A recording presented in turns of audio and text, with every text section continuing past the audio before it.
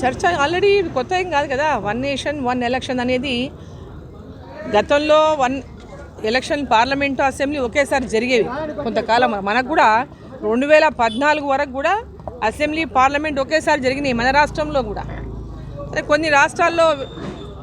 కొన్ని రాష్ట్రాల్లో వెనక ముందు జరిగిండొచ్చు కానీ మన దగ్గర కూడా మొన్నటిదాకా జరిగినాయి. 2014 వరకు జరిగింది. కాబట్టి మన రాష్ట్రం నుంచి కూడా పూర్తిగా దీనికి మద్దతు ఇవ్వాలని నేను కోరుతున్నా. తెలంగాణ రాష్ట్రం నుంచి దీనికి మద్దతు పలకాలి.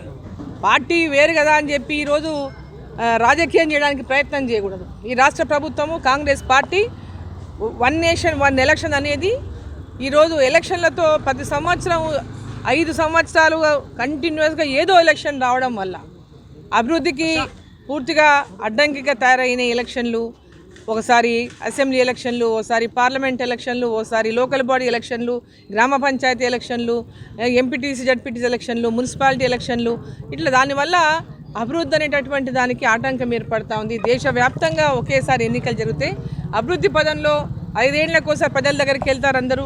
ఆ తర్వాత ఎన్నికల తర్వాత రాజకీయాలకు అతీతంగా దేశం అభివృద్ధి, రాష్ట్ర అభివృద్ధి, గ్రామ అభివృద్ధి పైనే ఫోకస్ ఉండాలనేటటువంటి లక్ష్యంతోన 1 నేషన్ 1 ఎలక్షన్ అటువంటి ఒక దిశను కేంద్ర ప్రభుత్వం అంటే భారతీయ జనతా పార్టీ ఎన్డీఏ ప్రభుత్వాలు తీసుకుని దానికి అనేక ప్రభుత్వాలు గతంలో కూడా ఈరోజు ఇప్పటికిప్పుడు కాదు గత 2019 నుంచి 24 వరకు కూడా మధ్యలో డిస్కషన్ వచ్చింది. అప్పుడే రాష్ట్రపతి గారికి దీనిపైన ఒక కమిటీ వేస్తారు. దానిపైన రిపోర్ట్ ఇచ్చిన నేపథ్యంలోనే